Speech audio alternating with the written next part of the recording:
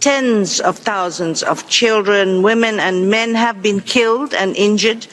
Palestinians, Israelis and citizens of other states. Thousands of Palestinians have been detained and are being held incommunicado. And 120 Israeli hostages are still being held in Gaza. The enormity of this tragedy overwhelms us, and we are deeply disturbed by the immense human suffering. We come to this Council today to present our report. The mission of this Council, as you know, is to promote and protect human rights, and that remains more important now than ever before. On the 7th October, attack in Israel and Israel's subsequent military operation in Gaza have not occurred in a vacuum.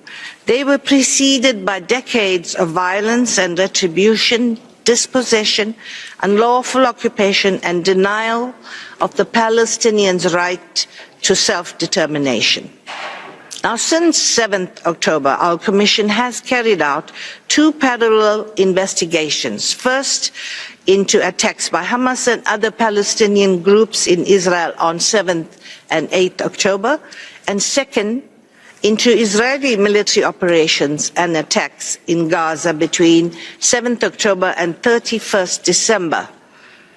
The findings of these investigations are summarized in the report presented to you today, but they are detailed in two conference room papers. So as you are aware, the report we're delivering is limited by word numbers to 10,700, and this is violations of such a vast scale and ongoing that we devised this method of putting in all the details in the two conference papers. So I do encourage you to read this short report in conjunction with those two long conference papers. These reports, however, do not even begin to describe all the crimes and all the atrocities of the last 8 months, and focus on some, and so we are going to be focused on some of the most egregious events and incidents. We will be reporting on additional findings and a follow-up after 31st December to the General Assembly as mandated by you in October. International law has strict and clear regulations on the conduct of war and the conduct of self-defense, a fundamental principle of international law which underscored our findings is that unlawful action by one party to an armed conflict does not justify unlawful action by another party.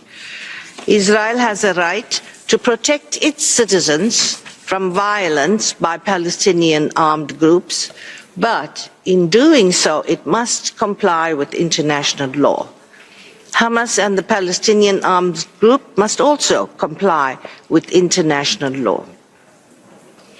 In relation to Israel's military operations and attacks in Gaza from 7th October, we conclude that Israeli authorities are responsible for war crimes, crimes against humanity and violations of international humanitarian and human rights law, including extermination, intentionally directing attacks against civilians and civilian objects, murder or willful killing, using starvation as a method of war, forcible transfer, gender persecution targeting Palestinian men and boys, sexual and gender-based violence amounting to torture, and cruel or inhuman treatment. Israel's total siege of the Gaza Strip has weaponized the provision of life-sustaining necessities for strategic and political gains, including through cutting off supplies of water, food, electricity, fuel, and other essential supplies, including humanitarian assistance. It constitutes collective punishment, disproportionately impacting pregnant women and persons with disabilities, and is causing grave harm to children, including starvation-related deaths. We found that the immense numbers of civilian casualties in Gaza and widespread destruction of civilian objects and infrastructure were the inevitable result of an intentional strategy to cause maximum damage, disregarding the legal obligations of distinction, proportionality, and adequate precautions. Israel also forcibly transferred almost the entire population into small enclosures that are unsafe and uninhabitable. The deliberate use of heavy weapons with large destructive capacity in densely populated areas constitutes an intentional and direct attack on the civilian population. Although Israeli officials have repeatedly stated that their operations in Gaza are intended to destroy Hamas and to release hostages, yet neither of these aims has been largely achieved at the expense of thousands of lives. We found that Israeli forces committed sexual and gender-based violence with the intent to humiliate and further subordinate the Palestinian community. Palestinian women were targeted and subjected to sexual violence and harassment online and in person. Men and boys experienced specific persecutory acts, including sexual and gender-based violence amounting to torture and inhuman and cruel treatment.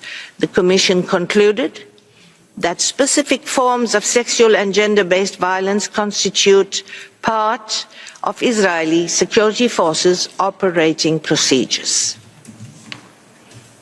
Excellencies, the situation in the Gaza Strip has overshadowed that in the West Bank, where Palestinian fatalities recorded since 7th October have exceeded any other recorded period.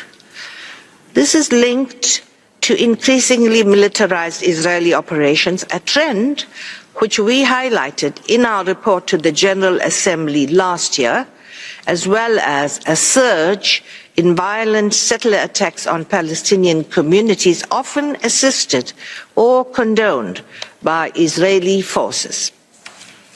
The blatant disregard for international law across the entire occupied Palestinian territory has disproportionately impacted Palestinian children. In Gaza, Israeli security forces have killed and maimed tens of thousands of children, and thousands more likely remain under the rubble. Israeli attacks have also severely impacted infrastructure essential for the well-being of children, including hospitals, schools, and basic services. Excellencies, in relation to the attack of 7th October 2023 in Israel, the Commission found that Hamas and other Palestinian armed groups are responsible for the war crimes of intentionally directing attacks against civilians, of murder or willful killing, torture, inhuman or cruel treatment, destroying or seizing the property of an adversary, and outrages upon personal dignity and taking hostages. Members of Hamas, members of Palestinian armed groups, and some Palestinian civilians deliberately killed, injured, tortured, took hostages, including children, and committed sexual and gender-based violence against civilians and members of the Israeli security forces, some of whom were hors de combat. Children were killed, injured, and physically and emotionally mistreated and instrumentalized by attackers for propaganda purposes. The Commission identified patterns indicative of sexual violence and concluded that these were not isolated but perpetrated in similar ways in several locations by Palestinian perpetrators, primarily against Israeli women. I must note that the exploitation of sexual violence in conflict by all parties for political propaganda risks diverting attention from the experience and from the needs of the survivors, as well as further fueling long-standing hostility. Excellency, the Security Council passed a resolution last week calling for an immediate, full and complete ceasefire. The Commission reiterates that call and calls for a complete cessation of hostilities. We call for the immediate and for the full end of the siege, for the release of all detainees, including all of the Israeli hostages, and for Palestinian armed groups to stop the indiscriminate firing of rockets into Israel. The Commission reminds all parties that they must adhere fully to international humanitarian law and international human rights law in protecting civilians and civilian objects. The attacks against UN agencies and humanitarian actors must stop. This Commission will continue its investigations into all crimes under international law with the aim of achieving justice and accountability. The Commission requested Israel to ensure the Commission's immediate access to the Gaza Strip in order to investigate and preserve evidence. And we asked for this in compliance with the order issued by the International Court of Justice on the 24th May, specifically ordering access to this commission. Israel has ignored the request that we have submitted to them. The Commission welcomes and is cooperating with accountability processes in the International Court of Justice and in the International Criminal Court. It calls on all states to support those processes in every possible way. The Commission welcomes the listing of all parties to conflict in the 2023 Secretary General's report on children and armed conflict for committing grave child rights violations in the occupied Palestinian territory and Israel. We call on the listed parties to immediately end all the grave violations against children, and in cooperation with the UN, adopt time-bound commitment to end and prevent grave violations against children.